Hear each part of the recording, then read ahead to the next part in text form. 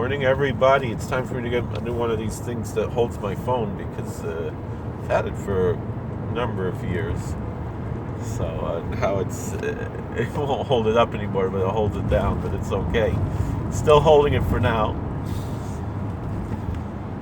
To talk about a subject that might get me into a lot of trouble. I was listening to the Hugh Hewitt show this morning, and he was talking to Senator Josh Hawley from Missouri about the People's Republic of China. Remember when I was a kid, I used to love to watch over and over again certain TV specials that were either on TNT or TBS, and one that I believe it was on TBS, it might have been on TNT, whatever it was, they were both the same company, was a documentary about the life of Robert Ripley from Believe It or Not, who was a very famous cartoonist, American cartoonist, Bob Ripley, which was a very interesting documentary, and I watched it time and time again. They mentioned there how he pretty much died of a broken heart because of the communist takeover of China, which is a fascinating bit of history, and how little we think about the horrors that has brought to the world. Meaning, the Chinese communism has been a destructive force, just like Nazism or any other evil force in the world, and we have to stand up to it and not imagine that it's no big deal. The other thing is that we, of course, also have to recognize that we're not blaming the Chinese people or China. We're blaming particularly the Chinese government for this evil scourge, not only on the Chinese people, who are the greatest victims, but on the world. And right now what's going on is, it's really been going on for years. Hugh Hewitt often asks, are we in Cold War 2.0? I think it's worse than a Cold War, because we've been attacked chemically and biologically by the Chinese government, meaning America is the victim of a one-sided massacre by the Chinese government. If we look at the opioid crisis and the spread of fentanyl in particular, and the crisis caused by the fentanyl outbreak, all of this can be traced back to communist China. I mean, that's where they got it from. That's where it came from. Then it spreads through the open borders into America, but it's coming from China to kill our people, to kill Americans. That's the whole point, to weaken this country and to kill our people. And now we have this coronavirus. The same thing. We have, meaning it's not a war, it's a massacre. The non-combatant American citizens being massacred en masse by the Chinese government, and let alone with the Chinese themselves have been victims of the Chinese government. The victimization of Hong Kong, the Uyghurs have been put into concentration camps. Why aren't we crying about this? Why aren't we standing up to this? We say words like never again, never again. There's a Holocaust going on against the Muslims in China.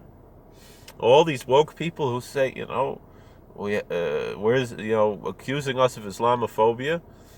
Where is why isn't Ilhan Omar and Rashida Tlaib standing up for people that they claim to be the fellows of their ummah, who are victims of the Chinese communists? And the answer is because Rashida Tlaib and Ilhan Omar are not Muslims. They're communists. They're leftists. They just pretend to be Muslim. If they were really Muslim, and I'm not Muslim, it's not my business with that, but I'm a human being, and they're human beings like us, the Uyghurs and their fellow monotheists, Abrahamists. And we have to stand up against this atheist evil scourge of communism.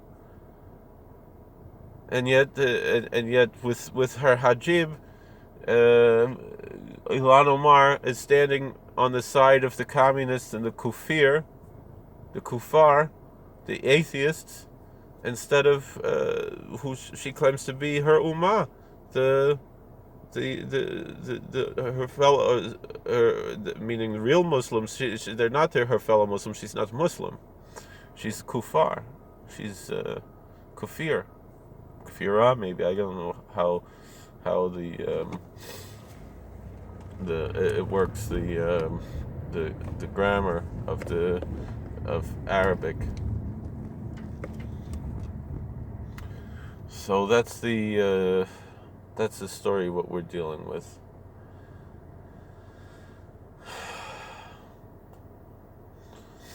So, but what's worse is that the NBA, and I've always been uncomfortable with the NBA. Since I'm a kid, I never understood this obsession with sports in general. And if there is one sport that's really the American sport, it's baseball. We know that. And I had a certain appreciation for the baseball culture, even though I was still not really a fan. But I would read books about the baseball culture or something once in a while, just to be a little bit well-rounded.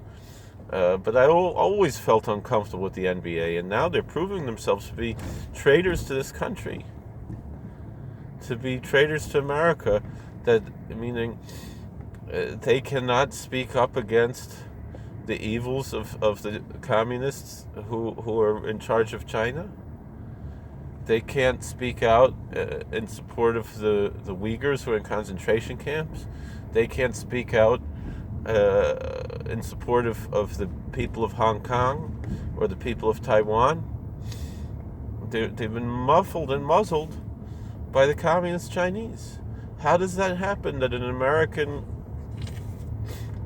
organization, they're making apparently more money from China than they do in America? Excuse me.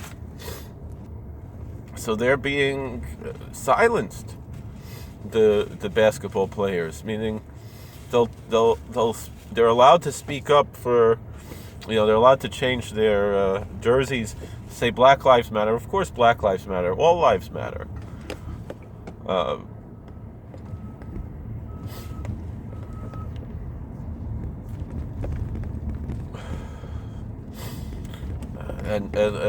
But this organization that calls itself Black Lives Matter is a Marxist organization.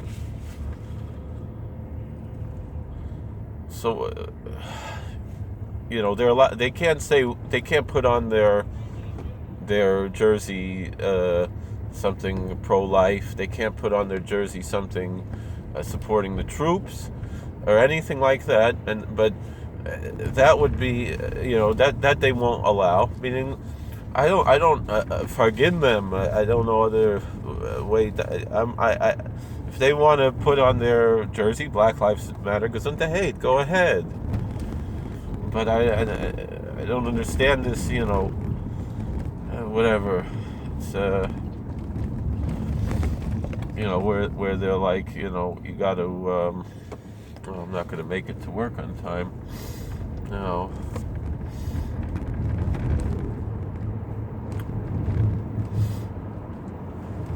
They're not going to make it. The worst thing they could do is speak out against the evils of the Chinese communists, because they're paid off by them. So we got to stand up against this. And if this means, and I'm going to be vocal about this, if this means the communists kill me, I'll be a martyr for the cause of liberty. I don't care. This is the million Muslims in concentration camps in China.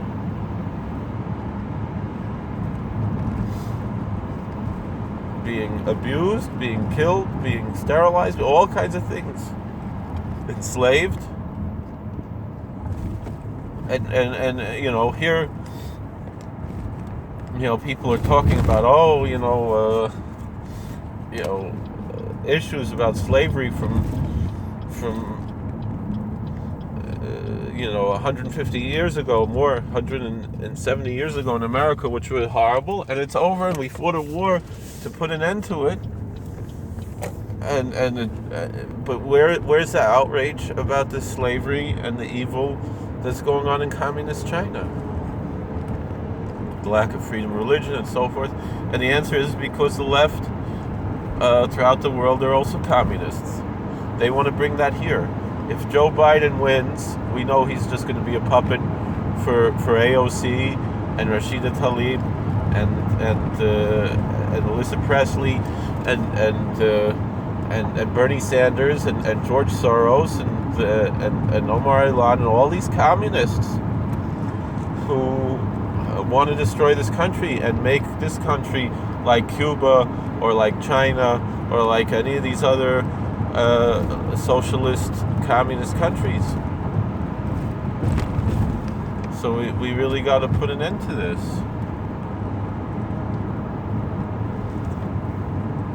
And we got to stand up because it's a human rights issue. So that's the story. Thank you for watching. God bless. Please like, share, and subscribe, comment. We'll see you later.